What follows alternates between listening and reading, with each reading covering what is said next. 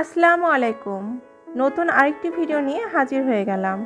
আজকে আপনাদেরকে তৈরি করে দেখাবো খুবই অল্প উপকরণে গুঁড়ো দুধের কালোজাম মিষ্টি। এর আগেও আমি বিভিন্ন রকম মিষ্টির রেসিপি আমার চ্যানেলে তৈরি করে দেখিয়েছি। আপনারা চাইলে সেই রেসিপিগুলো দেখে আসতে পারেন। আমি লিংক ডেসক্রিপশন বক্সে দিয়ে দেব।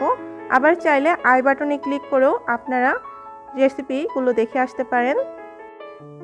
নতুন রাঁধুনিরা যেন ঘরে অল্প উপকরণে এই মিষ্টিটা তৈরি করে খেতে পারেন, তাই আমি আজকে অল্প উপকরণে এই মিষ্টিটা তৈরি করে দেখাবো। আপনারা আশা করছি আমার রেসিপিটি দেখে খুব সহজেই বাসায় তৈরি করে নিতে পারবেন। তাহলে আমি শুরু করে দিচ্ছি। মিষ্টিটি তৈরি করার জন্য আমি এখানে গুঁড়া দুধ নিয়ে নিয়েছি হাফ কাপ পরিমাণ, আর এই দুধটা কিন্তু ফুল ক্রিম। এখানে হাফ চা চামচ দিয়ে দিয়েছি বেকিং পাউডার, আর দিয়ে দিচ্ছি 3 টেবিল চামচ পরিমাণ ময়দা। ময়দাটা বেশি দেওয়ার দরকার নেই, 2 থেকে 3 টেবিল চামচের মধ্যেই সীমাবদ্ধ থাকা উচিত। আর দিয়ে দিচ্ছি রান্নার রেগুলার তেল। আমি যেহেতু বলেছি আজকে ঘি অথবা বাটার দিয়ে মিষ্টিটা তৈরি করব না, তাই এখানে তেল দিয়েই করছি। আর আমি এখানে 2 চা চামচ পরিমাণ তেল দিয়ে দিয়েছি। এখন সমস্ত উপকরণ খুব ভালোভাবে ঘষে ঘষে মেখে নিতে হবে। এই স্টেপটা কিন্তু খুব ভালো করে ফলো করতে হবে। কিছুক্ষণ মাখার পরেই দেখা যাবে এটা কিছুটা ব্রেড ক্রাম্পের মতো হয়ে গিয়েছে। এখন আমি এখানে কিছুটা লিকুইড মিল্ক নিয়ে নিয়েছি। আমার কাছে লিকুইড মিল্ক ছিল না বলে আমি পানির সাথে গুঁড়া দুধটাকে মিক্স করে লিকুইড মিল্ক তৈরি করে নিয়েছি। এখন যেহেতু কালো জাম তৈরি করব, তাই ভিতরটা কিন্তু লাল লাল হবে, তাই আমি এখানে কিছুটা রেড ফুড কালার দিয়ে দিচ্ছি। এটা রেড ফুড কালার হলেও আমি তৈরি করে দেখেছি এই কালারটা দিয়ে কিন্তু একটা পিঙ্কিশ কালারই আসে। এটা দিয়ে কিন্তু গাঢ় যে রেড কালার সেটা কিন্তু আমার আসে না। আপনারা চাইলে বাজার থেকে যে কালারটা ভালো গাঢ় একটা কালার পাবেন সেরকম একটা কালার কিনে নিয়ে আসতে পারেন। আমি এটা দিয়ে তৈরি করছি, দেখা যাক কতটা কালার আনতে পারি।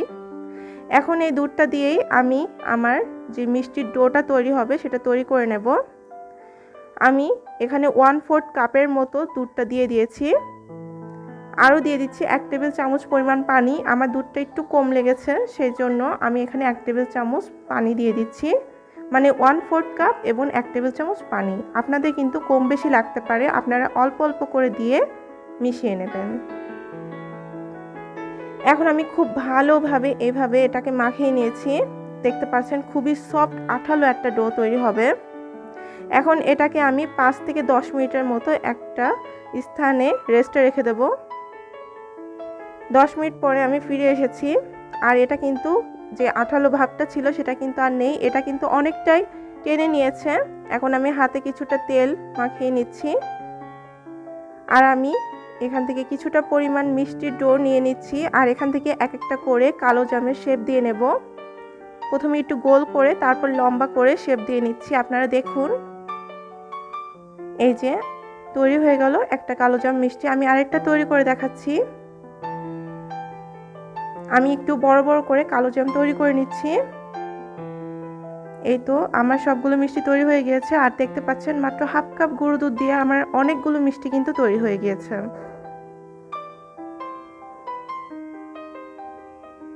এখন এই মিষ্টিগুলোকে ভেজে নিতে হবে, সেজন্য আমি একটা কড়াইতে পর্যাপ্ত পরিমাণে তেল দিয়ে নিয়েছি। এখন তেলটা যখন কুসুম গরম হয়ে এসেছে তখন আমি এক এক করে মিষ্টিগুলো তেলের মধ্যে দিয়ে দিচ্ছি। আর এই পর্যায়ে চুলার ফ্লেমটা থাকবে কিন্তু লো ফ্লেমে। মিডিয়াম থেকে লো ফ্লেমের মধ্যেই আঁচটা রেখে মিষ্টিগুলোকে ভেজে নিতে হবে।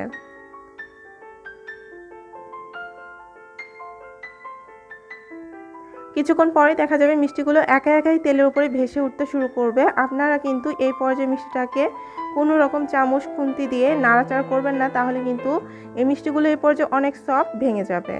মিষ্টিগুলো যখন উপরে ভেসে উঠেছে তখন কিন্তু আমি হালকাভাবে একটু নাড়িয়ে চাড়িয়ে দিচ্ছি, একটু উল্টে পাল্টে দিচ্ছি, দেখতে পাচ্ছেন।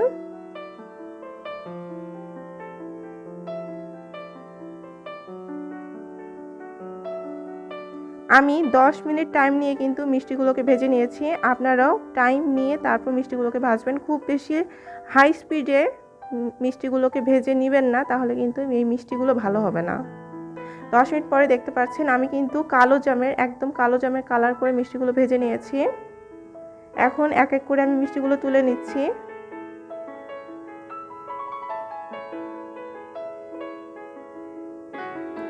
যেহেতু কালো জাম তাই কালারটা কালো জামের হলেই ভালো লাগবে। এখন এক এক করে একটা প্লেটে তুলে রাখছি।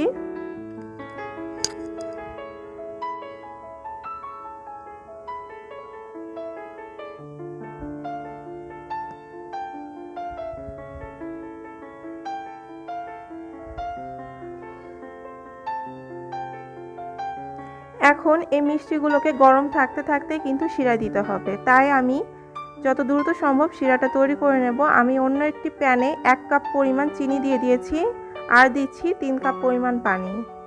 এখানে ডুবো শিরাতেই কিন্তু মিষ্টিগুলো দিতে হবে, শিরা যেন কম না হয় সেদিকে খেয়াল রাখতে হবে। আর ফ্লেভারের জন্য আমি এখানে 2টা এলাচ দিয়ে দিয়েছি, আপনারা চাইলে এটা নাও দিতে পারেন। এখন নেড়ে চেড়ে চিনিটাকে গলিয়ে নিচ্ছি আর অপেক্ষা করছি এই শিরাতে একটা বলক আসা পর্যন্ত। শিরাটাকে কিন্তু জাল করে ঘন করা যাবে না, জাস্ট একটা বলক আসলেই তারপর মিষ্টিগুলো আমি ছেড়ে দিচ্ছি। আর এই পর্যায়ে আমার মিষ্টিগুলো কিন্তু কুসুম গরম আছে, মিষ্টিগুলো যেন ঠান্ডা না হয়ে যায় সেদিকে খেয়াল রাখতে হবে।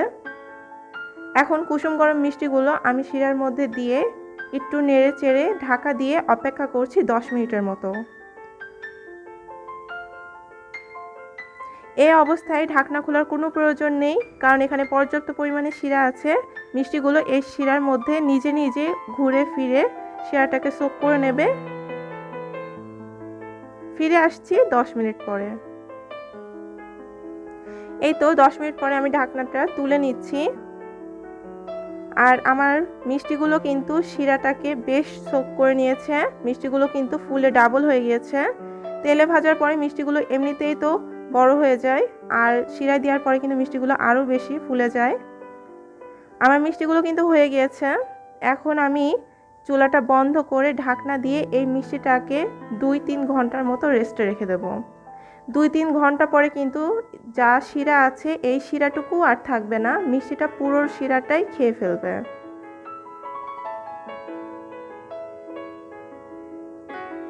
এই 2-3 ঘন্টার জন্য রেস্ট দেওয়াটা কিন্তু ইম্পর্টেন্ট, আপনারা অবশ্যই এটাকে রেস্টে দিবেন। ফিরে আসছি 2-3 ঘন্টা পরে। এই তো 3 ঘন্টা পরে আমি একটা মিষ্টি নিয়ে হাজির হয়ে গিয়েছি। আপনাদেরকে একটু দেখিয়ে দিই যে মিষ্টিটা কতখানি শিরা সোক করেছে। এই যে দেখুন, আমার একটু লাইটের প্রবলেম থাকার কারণে যদিও ভালো মতো বোঝা না গেলেও আশা করছি আপনারা বুঝতে পারছেন। একটু চাপ দিলে দেখছেন ভিতর থেকে কিন্তু শিরা বের হচ্ছে। যদি মিষ্টিটা এইভাবে চাপ দিলে ভিতর থেকে শিরা বেরিয়ে আসে তাহলে কিন্তু মিষ্টিটা পারফেক্ট হয়েছে। আর যদি চাপ দিলেও ভিতর থেকে শিরা বের না হয় তাহলে কিন্তু মিষ্টিটা পারফেক্ট হয়নি। আমি আপনাদেরকে কেটে দেখাচ্ছি।